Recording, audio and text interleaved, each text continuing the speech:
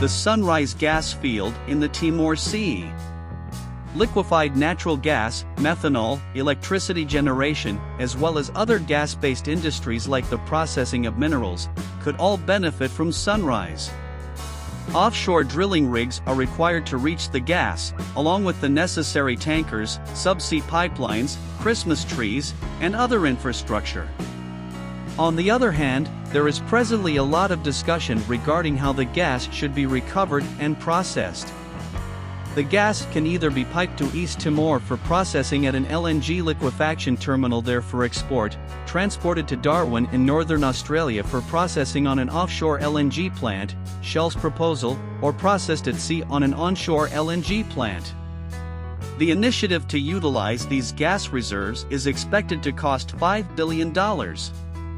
The Sunrise and Troubadour gas fields were discovered as a result of offshore drilling of the Bonaparte Basin off the northwestern coast of Australia in the middle of the 1970s. They make up the Greater Sunrise gas fields, which are 500 kilometers northwest of Darwin, along with the Sunset gas field. Shell and its partners, Woodside Energy and Osaka Gas, in the project are presently working towards the commercialization of these vast reserves. Numerous gas field appraisals have been done, including the largest single 3D seismic program ever carried out in Australia from July to September 2000.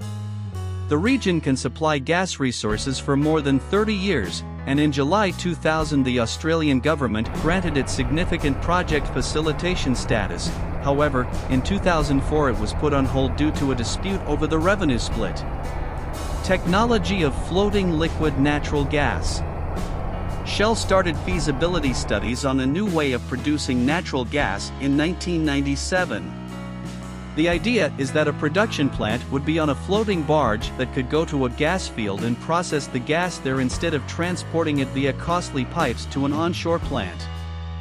The barge would be capable of immediately offloading gas onto ships, eliminating the need for pipelines and onshore plants. The lower cost implications of this technique would make reaching smaller and more remote gas reserves far more cost-effective. During its operational life, the floating plant could also be used in a variety of places. Principal contractors. A two-phase operation by Phillips Petroleum got underway with a $1.5 billion gas recycling project associated with the Bayu-Undan gas field. The operation started creating and processing the gas in late 2003. It also started separating and selling the liquids and injecting the gas back into the reservoir. In 2004, full commercial manufacturing got underway. As gas markets mature, the second part, a gas project, will move forward. A subsea pipeline from the Bayu-Undan project to Darwin, Australia, was also constructed by the business. Darwin LNG project started up in 2006. Although Sunrise Field was not involved in this, it is obvious that a tieback that makes use of the current infrastructure is now possible. Osaka Gas signed a deal with Woodside Energy and Shell Development in 2000 for an acquisition of 10% of the concession rights in the two gas fields, Bayu-Undan and Sunrise. To date, Osaka Gas has kept a cooperative relationship with the two businesses and is confident that, for the advantage of both parties, its experience in LNG transport and marketing can be combined with the two Australian producers' expertise in exploration and production. The Sunrise Gas Project's benefits.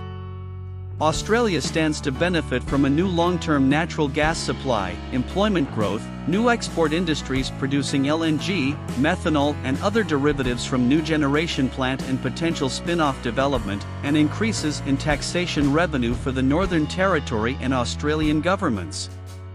Tax revenue, educational, training, and employment possibilities, as well as potential revenue from LNG exports, all represent gains for Timor-Leste.